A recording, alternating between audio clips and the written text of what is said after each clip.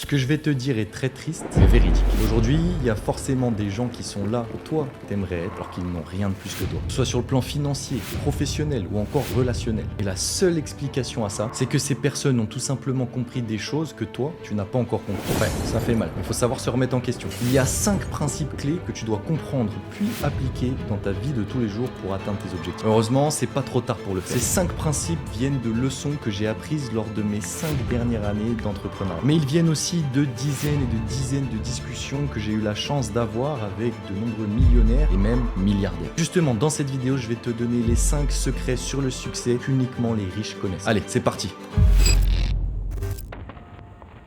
Évidemment, avant de commencer, je voulais te rappeler une chose. Écoutez et regardez cette vidéo jusqu'à la fin, c'est très bien. Mais ça suffit pas. Il faut vraiment que tu appliques chacun des 5 conseils qu'on va voir ensemble tout au long de cette vidéo. Et si jamais tu le fais, je te promets que tu vas faire partie du top 1%.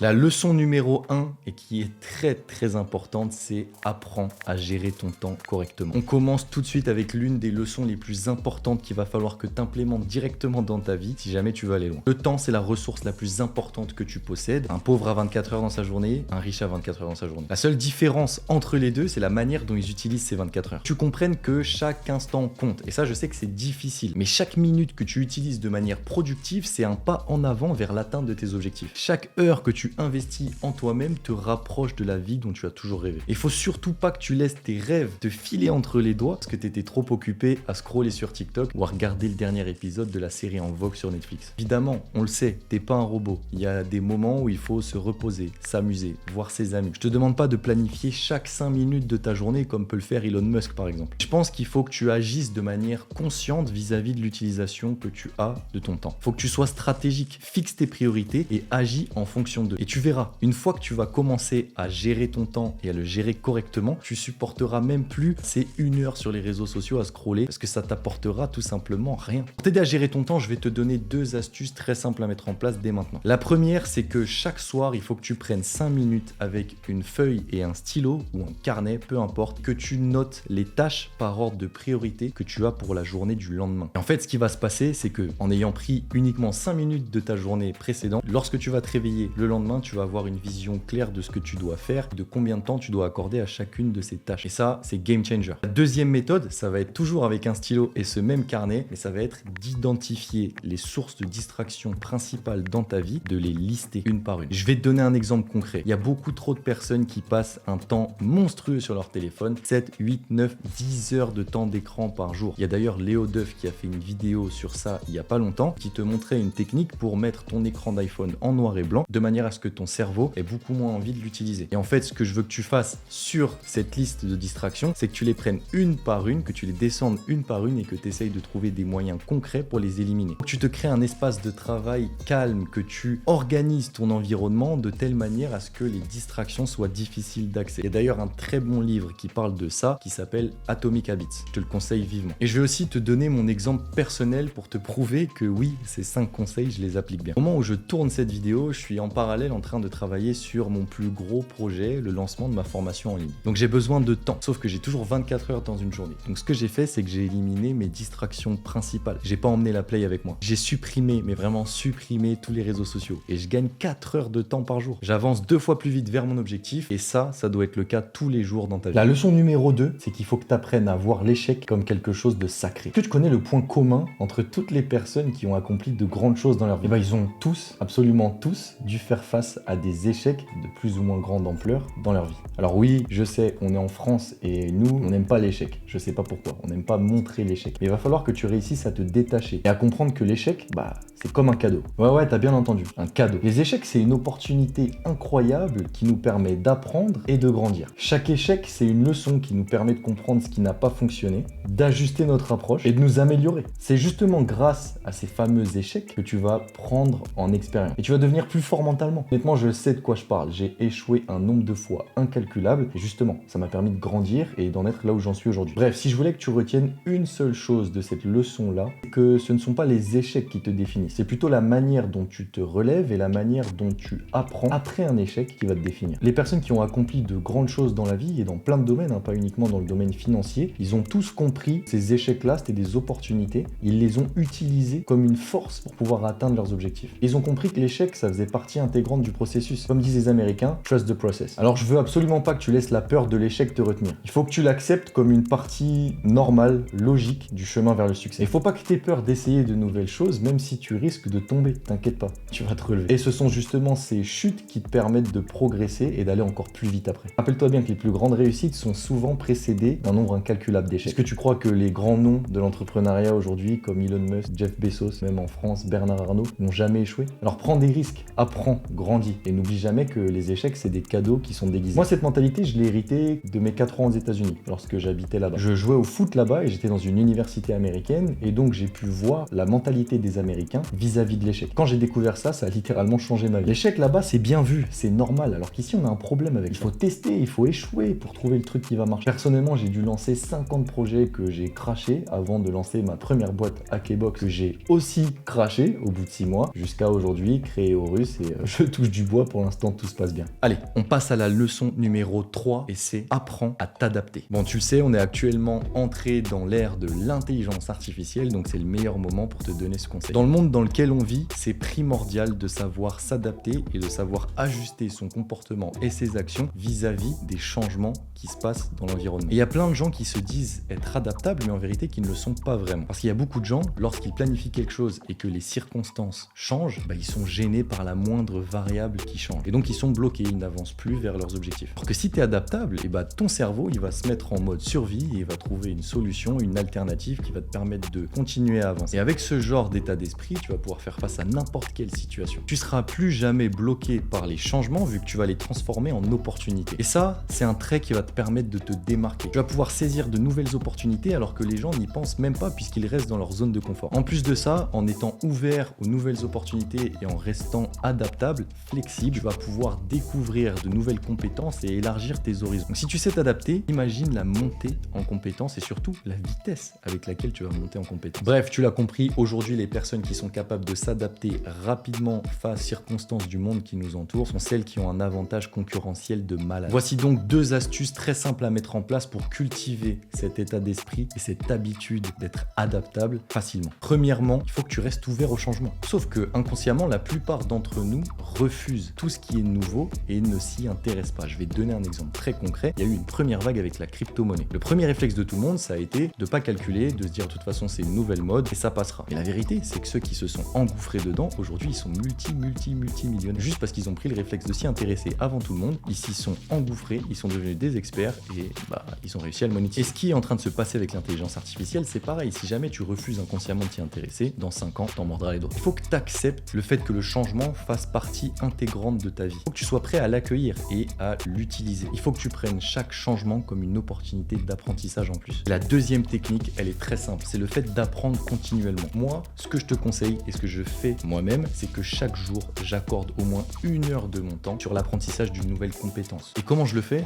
Je lis des livres, je regarde des formations en ligne, j'écoute des podcasts, je regarde des vidéos YouTube, je vais faire des choses par moi-même dehors. Et ça, il n'y a personne qui le fait. Personne n'accorde 1 heure de son temps chaque jour pour apprendre. Sauf que ceux qui le font, ils prennent énormément d'avance. La meilleure manière de te rendre compte à quel point cet apprentissage de seulement 1 heure par jour est ouf et la différence que tu vas faire avec les gens de ton âge qui sont dans la même situation que toi, c'est quand tu te retrouves par exemple au bar ou au resto avec tes potes et qui te demandent des questions sur un sujet ou alors qu'un sujet de culture générale arrive sur la table, que tu sois la personne qui en sache le plus et généralement tes potes, la première réflexe c'est ouais mais comment tu sais tout ça, etc. Et puis toi, ta réponse, alors t'es pas obligé de le dire mais généralement ta réponse c'est écoute, pendant que tu joues à FIFA tous les soirs pendant 2 heures, moi j'apprends et ça paye. La leçon numéro 4, c'est investis en toi. Alors sur cette chaîne et partout ailleurs, tu vas entendre beaucoup de personnes te dire faut investir en crypto, dans la bourse, dans l'immobilier et c'est très bien. Il faut que tu comprennes que l'investissement le plus important que tu peux faire et celui qui mérite le plus de ton temps, c'est l'investissement en toi-même. C'est l'investissement dans tes compétences et dans ton apprentissage en général. Il faut que tu gardes toujours ça en tête. Le fait que tes compétences et ton savoir sont une arme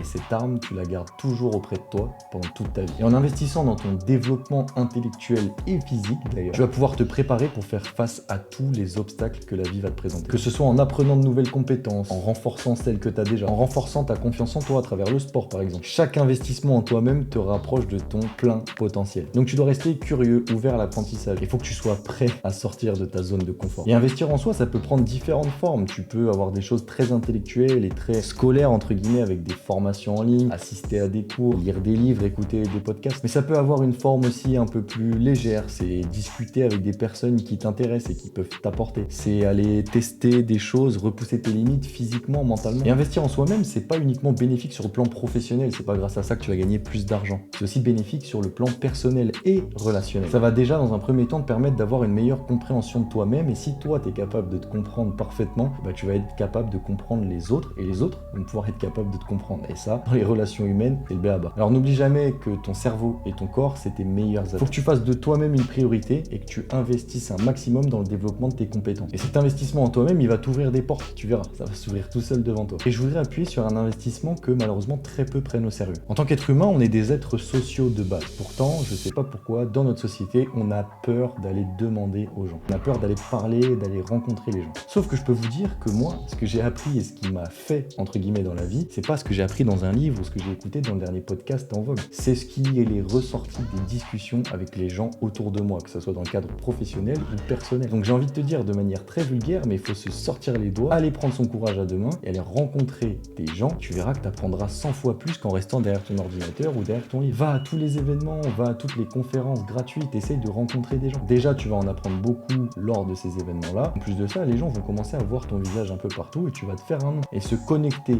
avec les autres, c'est l'un des investissements les plus importants, puisqu'aujourd'hui, quelqu'un qui a un réseau, peu importe son niveau de compétence, réussira dans la vie. Et juste, avant de finir, attention à ce qu'on appelle l'effet de faux networking, en tout cas c'est moi qui appelle ça comme ça, où il faut pas aller rencontrer les gens pour aller les rencontrer, être un peu faux cul, essayer de retirer des informations de ce qu'ils vont nous dire. Quand tu fais du networking, que tu veux rencontrer des gens, fais-le avec ton cœur parce que tu as envie de le faire et pas parce que tu veux progresser et connaître plus de monde. La dernière leçon est la leçon numéro 5 qui est très importante, c'est apprends à penser long terme. Bon, je te le dis tout de suite, si tu arrives à penser long terme, tu vas réaliser de grandes choses dans la vie puisqu'on est dans une société où malheureusement la vision long-termiste se perd petit à petit. Tu peux regarder autour de toi, ta famille, tes amis, tes connaissances, toutes ces personnes-là recherchent des résultats sur le court terme. Meilleur moyen de s'en rendre compte, c'est typiquement les personnes qui commencent à faire du sport ou aller à la salle. Ils se plaignent parce qu'ils n'ont pas de résultats comme ça en claquant des doigts au bout d'une semaine. Personne se rend compte qu'il faut du temps pour arriver à des résultats. Et c'est pareil dans le business. À cause de certains effets de mode, crypto, trading, machin, on a l'impression qu'on peut devenir millionnaire comme ça en claquant des doigts. Et donc les gens refusent de travailler et d'être patients pour atteindre leurs objectifs. Et ça, en vérité, c'est un nom. Ça s'appelle la précrastination. C'est vouloir des résultats tout de suite sans effort. Et notre génération, elle excelle dans ce phénomène. On veut tout très vite. Les gens sont impatients, mais en même temps, c'est parce qu'on vit dans un monde où on nous a tout donné très vite. Tu veux perdre du poids, plus besoin de sport, fais une chirurgie. Tu veux devenir riche, pas de souci, investis dans la crypto en vogue, elle va faire x300 dans 2 mois. Tu veux une information, ouvre TikTok, tu l'auras en 15 secondes. Et évidemment, c'est une illusion simpliste de penser que ce mode de fonctionnement va t'amener loin dans la vie. C'est pour ça que tu dois apprendre à penser long terme, et encore plus si t'es jeune. En plus de ça, on a le phénomène des réseaux sociaux qui a tendance à te faire penser que si à 20 ans t'es pas multimillionnaire, t'es une merde. Et moi, ça me fait littéralement péter un plomb ça, et je pète un câble lorsque des jeunes viennent me voir et me demandent pourquoi est-ce qu'ils y arrivent pas tout de suite. Les gars, chacun son rythme. Il y en a qui ont atteint leurs objectifs à 18 ans, d'autres qui les atteindront à 50 ans. C'est comme ça, faut juste être patient, travailler et attendre son heure, elle viendra. Pour t'aider à penser long terme, je t'ai préparé quelques astuces. Et si jamais tu les appliques, je te jure, mais je te jure, hein, tu les atteindras tes objectifs. Je sais pas quand, mais tu finiras par les atteindre. La première astuce, c'est justement de se fixer ces objectifs, mais long terme. Faut que tu te poses pendant 1, 2, 3 heures et que tu réfléchisses vraiment à ce que tu veux. C'est quoi tes objectifs? Où est-ce que tu veux aller dans la vie? En termes de relations humaines, sur le plan professionnel, mais aussi sur le plan financier. Il faut que tu l'écrives sur un papier, ça. Et n'hésite pas à faire un vision board. C'est un collage d'images qui représentent en fait ce que tu veux, un objectif long terme. Parce que je te le dis, rien que le fait d'écrire un objectif sur un papier, ça va t'engager envers cet objectif et ça va augmenter tes chances de réussite de plus de 40%. Et d'ailleurs, j'avais fait une vidéo complète sur la méthode que j'utilise pour fixer mes objectifs. Je te la mettrai juste ici. Et la deuxième astuce, qui vient dans la continuité, c'est qu'il va falloir que tu planifies tes actions pour atteindre ces objectifs long terme. Une fois que tu as statué ces objectifs long terme et que tu en es sûr, sûr au plus profond de toi-même, il va falloir que tu décomposes ces objectifs en petites étapes pour y arriver. Et en fait, le fait de décomposer ces objectifs en petites étapes, ça va te permettre de te rendre compte que c'est beaucoup plus atteignable et réalisable sur le court terme. Et chaque étape représente un pas vers l'atteinte de ton objectif. C'est ce qu'on appelle des OKR, Objectives and Key Results. Ça, vu l'accent,